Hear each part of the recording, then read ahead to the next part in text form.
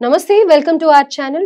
Recent గా విజయవాడలో ఒక బుక్ ఫేర్ జరిగింది. ఆ బుక్ ఫేర్ లో పవన్ కళ్యాణ్ గారు కొన్ని వ్యాఖ్యలు చేశారు. సో దాని గురించే ఇప్పుడు ట్రోలింగ్ అవుతుంది. డిస్కస్ చేద్దాం. ప్రస్తుతం మనతో పాటు సీనియర్ జర్నలిస్ట్ కిరణ్ పోల్దాస్ గారు ఉన్నారు. నమస్తే సార్. నమస్తే అండి. సార్, సో విజయవాడలో బుక్ ఫేర్ అటెండ్ అయినప్పుడు పవన్ కళ్యాణ్ గారు కొన్ని చెప్పారు కదా, ఆయన బుక్స్ మీద ఇంట్రెస్ట్ ఎలా ఉంది అనేది ఎక్స్ప్రెస్ చేశారు. దానికి వైసీపీ బ్యాచ్ మొత్తం ఇంకా రెడీ అయిపోయారు ట్రోలింగ్ తో. ఆ ఫన్నీవి చూస్తే చాలా నవ్వొస్తోంది. దానికి మీరు ఏమంటారు సార్?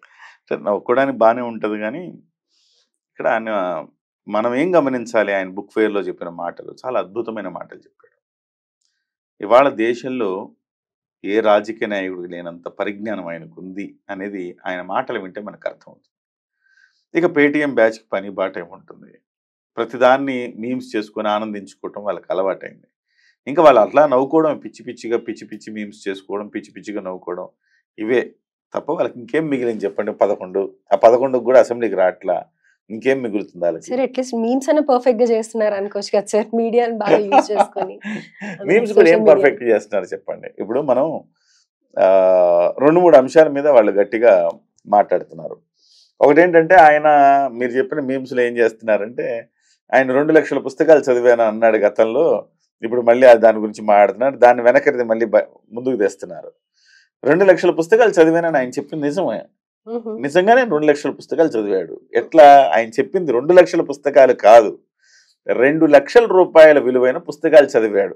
ఓకే, అది నాగబాబు గారు ఒకసారి చెప్పింది. నాగబాబు గారు కూడా క్లారిటీ ఇచ్చారు దీనికి సంబంధించి. 2 లక్షల రూపాయల విలువైన పుస్తకాలు చదివాడు. 2 లక్షల పుస్తకాలు మానవ మాతృడు ఎవరైనా చదవగలుగుతాడండి? రోబో 2లో రోబో ఉంటది కదా సినిమాలో, రజనీకాంత్ రోబో. ఇలా అంటే ఒక పుస్తకం అయిపోద్ది, ఇలా అంటే ఒక పుస్తకం అయిపోద్ది. అలా చదివితే తప్ప 2 లక్షల పుస్తకాలు అవ్వవు. అంత వర్త్ అంత 2 లక్షల రూపాయలు విలువైన పుస్తకాలు చదివారు. దాన్ని కావాలని ఈ రకమైన ట్రోలింగ్ చేస్తున్నారు. అది ఇప్పుడు సరిగ్గా చేయట్లేదు అని అంటారు. ఇప్పుడు రామ్ గోపాల్ వర్మ అని ఒక స్టూపిడ్ డైరెక్టర్ ఉన్నాడు కదా, వాడు ఒక సినిమా తీస్తూ పవన్ కళ్యాణ్ గారు ఏదో పుస్తకాన్ని ఇలా అడ్డంగా ఇలా పెట్టి తీస్తే చదువుతున్నట్టుగా, తిరగతిప్పి చదువుతున్నట్టుగా ఒక మీమ్ తయారు చేశాడు. ఆ సినిమాలో ఉంటది అది. దాన్ని పట్టుకొని వీటిని పట్టుకొని చేస్తున్నారు. నిజంగా చెప్పండి, ఆయనకున్నంత జ్ఞానం ఈ సమకాలీన రాజకీయాల్లో ఎవరికైనా ఉందా చెప్పండి? ఎంతో మంది ముఖ్యమంత్రులుగా లేకపోతే ఇంకా మంచి మంచి పొజిషన్స్ లో చేసి ఉండొచ్చేమో, కానీ పవన్ కళ్యాణ్ గారికి ఉన్నంత జ్ఞానం ఉందా ఎవరికైనా? ఏ పుస్తకంలో ఏ రాశారని ఉదాహరణలతో సహా వివరించుతూ మాట్లాడతాడు ఆయన. ఇక్కడ కాదు, ఇంగ్లీష్ పుస్తకాల నుంచి కూడా కొటేషన్స్ తీసుకుంటాడు. లండన్ లో ఫలానా ఇయర్ లో ఫలానా జరిగింది, అప్పుడు అక్కడ ఉన్న శాసనసభ స్పీకరు ఈ రకమైన మాట అన్నాడు, లేకపోతే అక్కడ ప్రెసిడెంట్ ఈ రకమైన మాట అన్నాడు, దాన్ని ఉటంకిస్తూ ఇక్కడ పరిస్థితులకి ఆయన అన్వయిస్తూ మాట్లాడతాడు. ఎవడికుందండి అంత పరిజ్ఞానం? కనీసం పుస్తకాలు చదువుతాడా? ఎవడు చదవడు కదా పుస్తకాలు. ఆయన చెప్పిన అద్భుతమైన మాటలు చెప్పాడు ఆయన. ఏం చెప్పాడు? అరే బాబు, మీరు పుస్తక పఠనం అలవాటు చేసుకోండి. అందరు ఓజీ ఓజీ ఓజీ అంటుంటే ఓజీ కదరా బాబు, శ్రీశ్రీ అనండి. సందర్భంలో ఎక్కడ ఏం మాట్లాడతారు అని చెప్పాడు. ఆంధ్రరాయ నిఘంటు, సూర్యరాయాంధ్ర నిఘంటు అనే దానికి 1,70,000 ఏమో ఖర్చు అవుతుంది, ఎంతో చెప్పాడు అమౌంట్, సబ్జెక్టు కరెక్షన్. దాంట్లో 30% నేను భరిస్తాను, 1,70,000 అయితే ఆయనే వేస్తాడు అనుకోండి, ఇంకా ఎక్కువ ఖర్చు అవుతుంది, దానికి 30% నేను ఇస్తాను అని చెబుతూ, నా పిల్లలకి ఏం చెప్తున్నాను, మీ అందరికీ అది చెప్తున్నా, పుస్తకాలు చదవండి. ఇవాళ రోజు ఏముందండి, పుస్తకాలు ఎవడైనా చదువుతున్నాడా? ఏదో మొబైల్ తీసుకుంటాడు, ఇన్స్టా ఇట్లా ఇట్లా ఇట్లా కనీసం 10 నిమిషాలు కూడా చూసి చదువుకునేవి కూడా ఫోన్లలోనే వస్తున్నాయి సార్. ఈవెన్ ఫోన్ లో అయినా చదవచ్చు కదండి, ఫోన్ లో కూడా చదవరు. ఏదో ఇన్స్టా ఇలా ఇలా ఇలా 1 నిమిషంలో చూసేయాలి, 1 నిమిషంలో మనకు ఆనందం వచ్చేసేయాలి, ఇవే తప్ప ఇంకేమైనా చేస్తున్నారా? చేయట్లేదు. ఇది చెప్తున్నాను. అంటే ఈ తరం పుస్తకాలు చదవకపోతే ఏమైంది? ఇదే అని అద్భుతంగా చెప్పాడు. చిరిగిన పుస్తకం అంటే చిరిగిన చొక్కా తొడుక్కో, కొత్త పుస్తకం కొనుక్కో అని ఒక నానుడు ఉంది, పెద్ద ఆయన చెప్పారు. అట్లా అంటే మీరు చొక్కా చిరిగిపోయినా పర్లేదు కానీ పుస్తకానికి పెట్టు, చొక్కాగా పెట్టకు, పుస్తకానికి పెట్టు అని అర్థం. అంత గొప్ప పుస్తకం అంటే ఒక నాలెడ్జ్ అండి. ఆ నాలెడ్జ్ని వాడెవడో జీవితాంతం కష్టపడి, ఈ రచయితలు అనే వాళ్ళు ఎంతో శ్రమపడి వాళ్ళ జీవన సారాన్ని అంతా తీసుకొచ్చి అందులో పొందుపరిస్తే, మనం ఒక 100-200 పెట్టి ఆ పుస్తకాన్ని పెట్టి చదువుకుంటే వాడి జీవితంలో వాడు సంపాదించిందంతా మనం చదవచ్చు కదా, ఎంత గొప్ప విషయం అనమాట. ఆ సమయంలో ఆయన ఏమన్నాడు, పాఠశాల విద్య గురించి కూడా మాట్లాడాడు. దీని మీద కూడా మీమ్స్ వస్తున్నాయి. పవన్ కళ్యాణ్ ఏమన్నాడు, తెలుగు మీడియంలో చదవండి అంటున్నాడు, తెలుగు మీడియంలో ఎలా చదువుతారు, సో మా అన్నేమో అందరిని ఇంగ్లీష్ మీడియంలో చదివించి గొప్పోళ్ళని చేయాలని ట్రై చేస్తుంటే వీళ్ళని మళ్ళీ వీధి బడిలో తెలుగు చదివించాలని ట్రై చేస్తున్నాడు పవన్ కళ్యాణ్ అని దాని మీద విమర్శ.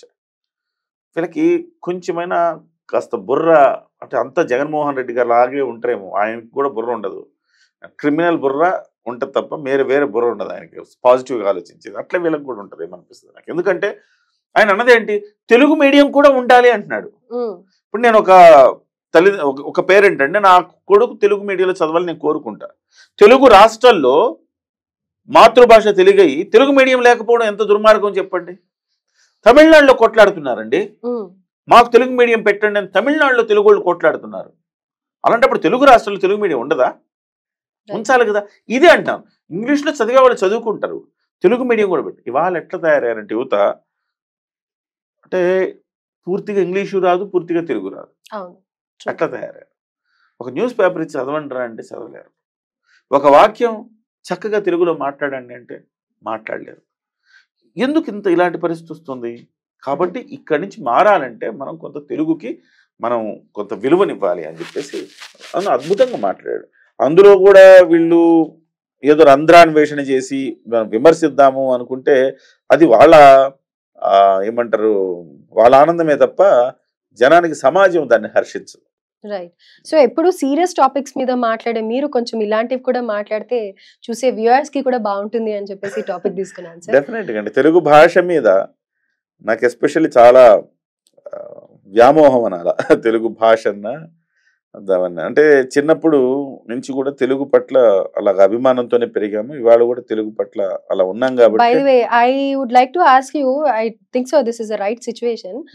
ఇప్పుడు మీరు తెలుగులో మాట్లాడితే నేను ఇంగ్లీష్ లో కాదు, అయితే మీరు సీనియర్ గా అన్ని ఇయర్స్ చేశారు కదా, ఇప్పుడు కొత్త మా న్యూ జాయినీస్ ని చూస్తే మీకు ఏమనిపిస్తుంది? అంటే ఏమనిపించండి, ఇప్పుడు మీరు చక్కగా మాట్లాడగలుగుతారు, కానీ చక్కటి తెలుగు పదాలు ఎందుకు వాడరు? బోలెడు ఉన్నాయి తెలుగు పదాలు. మనం తెలుగు పదాలు వాడకపోవటం వల్ల తప్పైతుంది. వాళ్ళ ఎంత దుర్మార్గం తయారైందంటే అండి, యూట్యూబ్ లో పాటలు పెడితే వాడు తెలుగులో పెట్టి చావచ్చు కదా, ఇంగ్లీష్ లో పెడతాడు, లిరిక్స్ ఇంగ్లీష్ లో పెడతాడు. ఇవాళ తెలుగు వచ్చేసిందండి, మొబైల్లో కూడా చాటింగ్ కూడా తెలుగు ఇంగ్లీష్ లో చాట్ చేస్తూ ఉంటాం. చివరికి ఏదో జాయింట్ పదాలు ఉంటాయి చూసారా, జాయింట్ పదాలు ఉంటాయి, రెండింటిని కలిపి ఉంచే ఒక పదం ఉంటది కదా, ఆ పదం మాత్రమే తెలుగు వాడుతున్నారు. మిగతా అంతా ఇంగ్లీష్ వాడి మధ్య మధ్యలో తెలుగు పదాలతోటి జస్ట్ దాన్ని జాయిన్ చేస్తున్నారు. అంటే ఐ అడ్మిట్ సార్, బికాస్ మేము ఎటు కాకుండా ఉన్నాం అన్నమాట. కొంచెం తెలుగు కొంచెం ఇంగ్లీష్, పర్ఫెక్ట్ గా ఏది రాదు. రోజు పేపర్లు చదవాలి, తెలుగు పుస్తకాలు సాహిత్యం చదవాలి, చదివితే మీకు అద్భుతమైన తెలుగు వస్తుంది. ఇప్పుడు మనం ఏదైనా చెప్పేటప్పుడు ఒక నానుడి చెప్తామా, ఆ నానుళ్ళన్నీ ఎక్కడి నుంచి వస్తే మనం తెలుగు పుస్తకాలు చదివితే వస్తాయి. సో కాబట్టి పవన్ కళ్యాణ్ చెప్పింది 100% ఆయన చెప్పింది వాస్తవం. చాలా మంది నా మిత్రులే అంటారు నన్ను, నీతో మాట్లాడితే మామూలుగా మాట్లాడితే కూడా నువ్వు ఏదో వార్తలు చెప్పినట్టు చెప్తున్నావు, అన్ని మాకు వార్తాపత్రికల భాష వచ్చేస్తూ ఉంటది నీకని. అదే అలా అలవాటైంది నాకు. బట్ నేనంటాను ఖచ్చితంగా తెలుగు పదాలు వాడాలండి.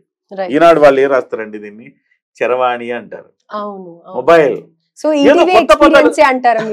డెఫినెట్ గా ఈ దాంట్లో గ్రేట్ అని చెప్పాలి. ఉన్న మీడియా అన్ని సంస్థల్లో గొప్ప సర్వీస్ చేస్తున్నాయి తెలుగు భాషకి.